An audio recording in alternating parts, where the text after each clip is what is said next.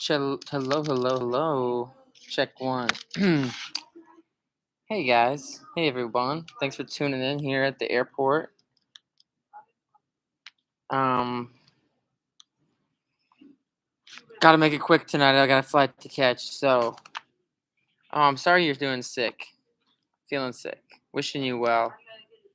Hopefully, Stuart, chapter 6, the sailboat race. Chapter 7, actually. I have to change the title for this. This is chapter 7. Thank you.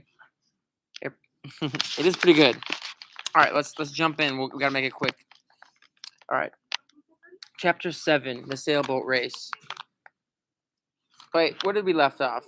He met the guy in the boat, and they kind of talked about what strategies they would use, to win the race without playing dirty. Stuart was talking about using the gun and stuff, and the guy didn't like that. The sailboat race, chapter 7. When the people in Central Park learned that one of the toy sailboats was being steered by a mouse in a sailor suit, they all came running. Soon the shores of the pond were so crowded that a policeman was sent from headquarters to announce that everyone would have to stop pushing, but nobody did. People in New York like to push each other. The most excited person of all was the boy who owned the Lillian B. Walmrath. He was a fat, sulky boy of 12 named Leroy. He wore a blue serge suit and white necktie stained with orange juice. "Come back here," he said, called the steward. "Come back here and get on my boat. I want you to steer my boat. I will pay you $5 a week, and you can have every Thursday afternoon and a radio in your room." Dang, that sounds like a good idea.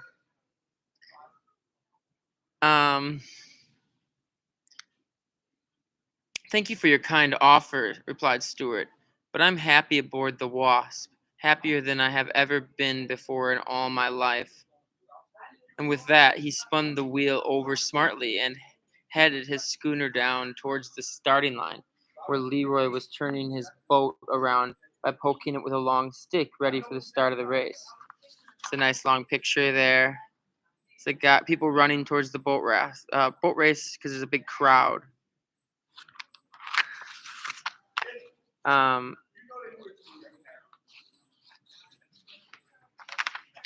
be the referee," said a man in a bright green suit. "Is the Wasp ready?" "Ready, sir," shouted Stuart, touching his hat. "Is the Lillian B. Walmrath ready?" asked the referee. "Sure, I'm ready," said Leroy. "To the north end of the pond and back again," shouted the referee. "On your mark, get set, go." "Go!" cried the people along the shore. "Go!" cried the owner of the Wasp. "Go!" yelled the policeman.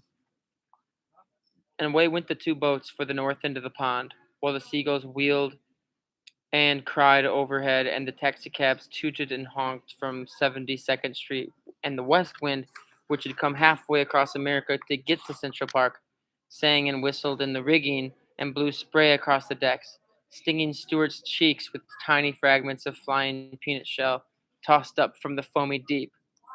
"This is the life for me," Stuart murmured to himself. "What a ship, what a day, what a race." Before the two boats had gone many feet, however, an accident happened on the shore. There were people pushing each other harder and harder in their eagerness to see the sport. Although they didn't really mean to, they pushed the policeman so hard they pushed him right off the concrete wall and into the pond. He hit the water in a sitting position and got wet clear up to the third button of his jacket. He was soaked. There's the policeman falling into the ocean or into the pond. This particular policeman was not only a big, heavy man, but he had just eaten a big, heavy meal, and the wave he went curling outward, cresting and billowing, upsetting all manner of small craft and causing every owner of a boat on the pond to scream with delight and consternation. Hey, good night. When Stuart saw the great wave approaching, he jumped for the rigging, but he was too late. Towering above the Wasp like a mountain, the wave came crashing and piling along the deck, caught Stuart up, and swept him over the side and into the water, where everybody supposed he would drown. Stuart had no intention of drowning. He kicked hard with his feet and thrashed hard with his tail, and in a minute or two he climbed back aboard the schooner, cold and wet, but quite unharmed. As he took his place at the helm, he could hear people cheering for him and calling, "Add a mouse, Stuart! Add a mouse!" He looked over and saw that the wave had capsized the Lillian B. Walmrath, but that she had righted herself and was sailing on her course close by, and she stayed close alongside till both boats reached the north end of the pond. Here Stuart put the Wasp about, and Leroy turned the Lillian around with his stick, and away the two boats went to the finish line. Let's take a look at this picture of the wave hitting Stuart's boat, and then he's crawling back up. The race isn't over yet, thought Stuart. The first warning he had that there was trouble ahead came when he glanced into the Wasp's cabin and observed that the barometer had fallen sharply. That can only mean one thing at sea: dirty weather. Suddenly, a dark cloud swept across the sun, blotting it out and leaving the earth in shadow. Stuart shivered in his wet clothes. He turned up his sailor blouse closer around his neck, and when he spied the Wasp's owner among the crowd on the shore, he waved his hat and called out, "Dirty weather ahead, sir. Wind backing into the southwest. Seas confused. Glass falling." "Never mind the weather," cried the owner. "Watch out for the flotsam dead ahead." Stuart peered ahead into the gathering storm, but saw nothing except for gray waves with white crests. The world seemed cold and ominous. Stuart glanced behind him. There came a sloop boiling along fast, rolling up the bow wave and gaining steadily. I just heard a weird noise in my headphones. I'm at the airport, yes. "Look out, Stuart! Look out where you're going!" Stuart strained his eyes, and suddenly, dead ahead, right in the path of the Wasp, he saw a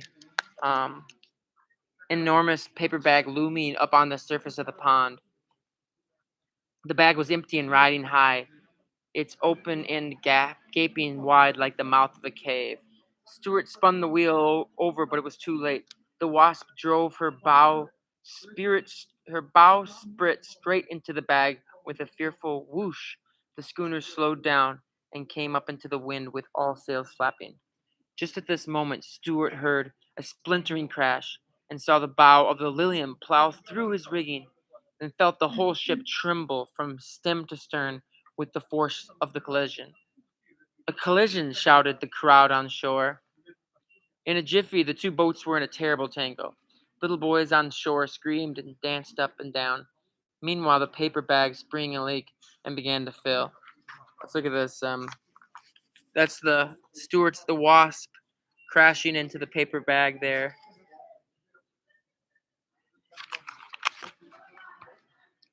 The Wasp couldn't move because of the bag. The Lillian B. Walmrath couldn't move because her nose was stuck in the Wasp's rigging. Waving his arms, Stuart ran forward and fired off his gun. Then he heard, above the other voices on the shore, the voice of the owner of the Wasp yelling directions and telling him what to do. "Stuart, Stuart, down jib, down staysail." Stuart jumped for the halyards and the jib, and the fore staysail came rippling down. I'm not sure about these sailing terms. The fore staysail came rippling down. "Cut away all paper bags," roared the owner. Stuart whipped out his pocket knife and slashed bravely at the soggy bag until he had a deck cleared. Here's Stuart cutting away the paper bag with his pocket knife. Yeah, you can do this, Stuart. I'm rooting for Stuart here.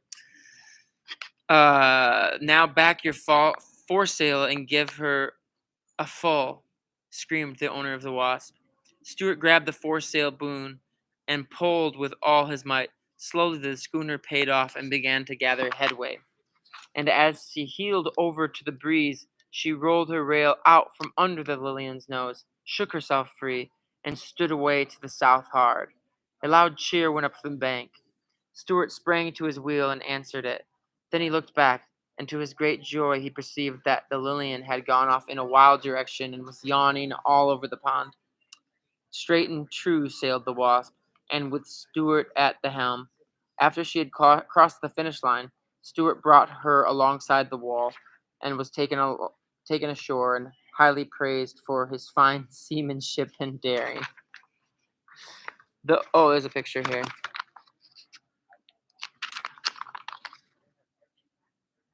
It's like them all like praising him. He is so brave for this. Okay, next page. The owner was delighted and said it was the happiest day of his life. He introduced himself to Stuart, said that in private life he was Dr. Paul Carey, a surgeon dentist. He said model boats were his hobby and that he would be delighted to have Stuart take command of his vessel at any time. Everybody shook hands with Stuart. Everybody, that is, except for the policeman, who was too wet and mad to shake hands with a mouse. When Stuart got home that night, his brother George asked him where he had been all day. "Oh, knocking around town," replied Stuart. That's chapter 7. Stuart is networking, and I think that comes into play later. I think, not to give any away to the plot, but I'm pretty sure that this character will be beneficial to Stuart. Also, I'd like to mention that the book is different than the film, and I think you start to find out. I love that Stuart's like takes himself so seriously as this like champion of the sailor at sea. So I think that Stuart's kind of like I feel like there's a little part of him that's like self-absorbed, and you're gonna see that later. So stepping into Leo birthday with God's grace and mercy. Well, y'all, I'm about to get on a flight. Should I download any music? Should I download something? Played in Sioux Falls last night. It was really fun. I'm thinking about. I don't have internet on the plane, so I'm gonna like try to listen to something. Lisa Ono. Okay. Love you, Pearl. I'll listen to Lisa Ono. I'll download some of her records. When you finish, which book will you read later? I don't know. I don't know if this book thing will be an ongoing thing, but we talked about